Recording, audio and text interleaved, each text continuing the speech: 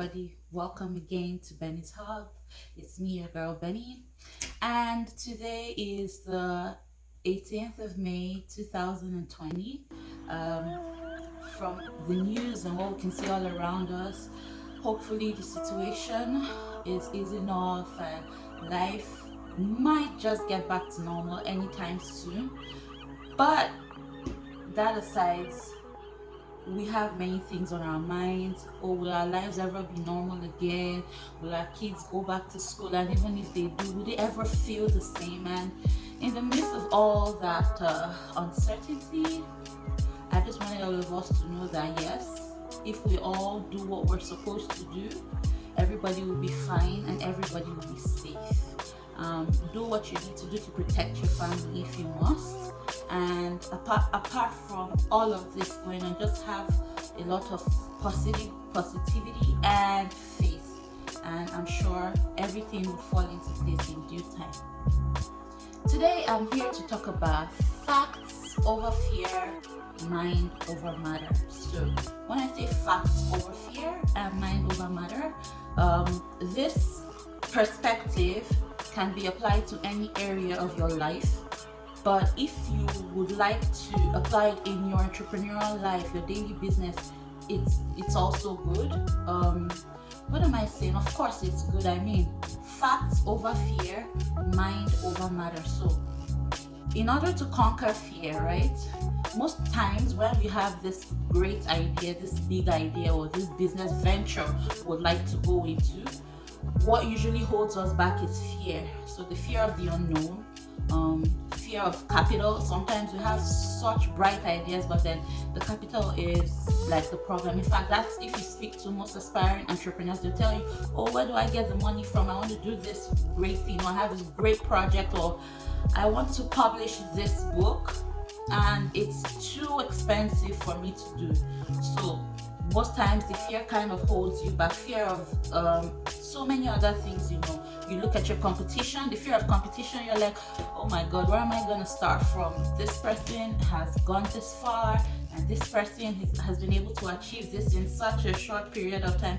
Where do I even begin to start from? So those are the questions we ask ourselves most times when we have things we would like to venture into. But the truth is, if you kind of take away that fear for a little while and put your mind in a fixed position to do your research, get facts, look for people in your niche and try to duplicate what they've done.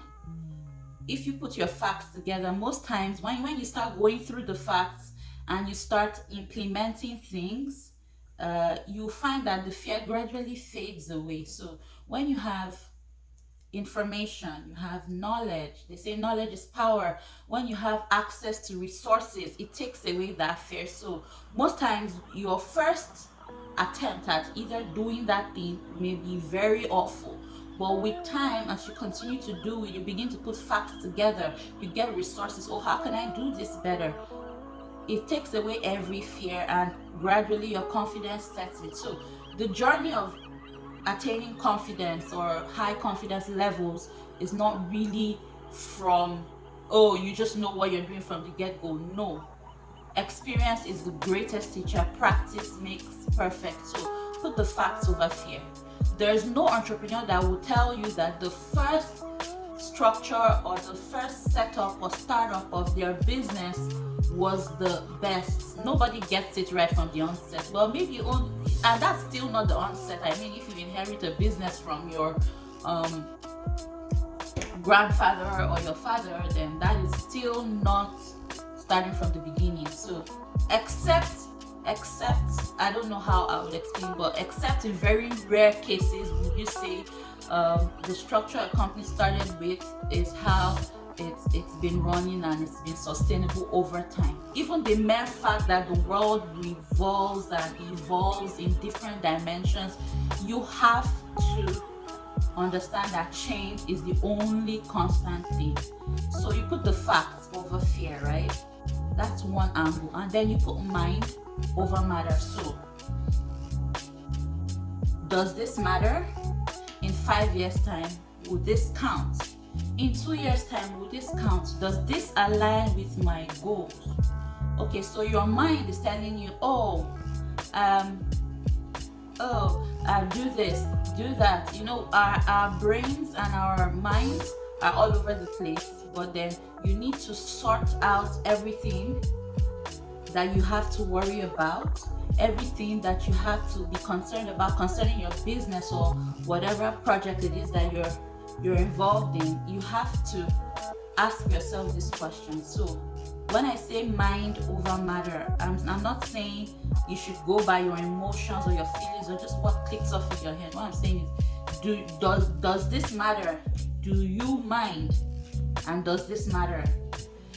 So it's a philosophy that might be hard to put into words, but yes. So it works. It works for me. It works for a few people that have. I actually got this from an article online, a couple of other articles when I started reading about my mindset and how I should operate as a business person, and observing the way the sharks and the dragons then act. I started seeing there were some investments, for instance, or business ideas that were being pitched, and I'm like, oh man, go for it. Oh my goodness, this is so hot, and everybody's like, no. I'm like, okay, so how do these people think?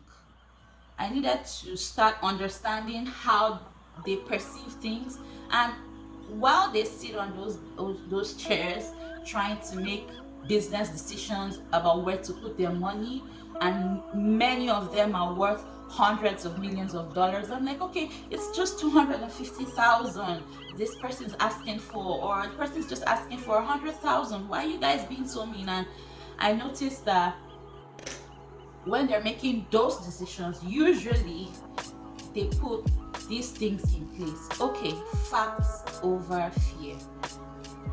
Fine. Sometimes I'm like, all of them are bidding for something. I'm like, I would never put my money into that. And I'm looking, they put the facts and they put the fear aside. So some businesses look like, oh my goodness, it's so impossible to implement. Or some projects are like, oh, this probably will never kick off. But then they put the facts next to it. They're like, okay, if we can successfully get this off the ground, what do we stand to gain? What is the profitability of the business? What are the projections? What are the numbers? And when you compare the numbers to how you feel, you realize that your emotions are being a distraction at that point in time. So the basis of what I'm trying to say is, when we're making serious business decisions, your emotions are secondary. Put them aside. Put the facts in place. Project mind over matter. Do you mind, and does this matter in the long run? If I do this now, how will it affect my business, short term and long term? You have to put these perspectives into place. Those are the first set of questions you need to answer before you start going into detail. We're presented with different opportunities. And I'm not saying that every opportunity that comes your way, you're just going to dive in. I mean, except you're maybe Jeff Bezos or Bill Gates, then you can do that. I mean, you can literally do anything in the world, but it doesn't work that way. I would use Amazon as an example now. Amazon, when Jeff Bezos, when he started Amazon, he was selling books and just books really, and then it evolved.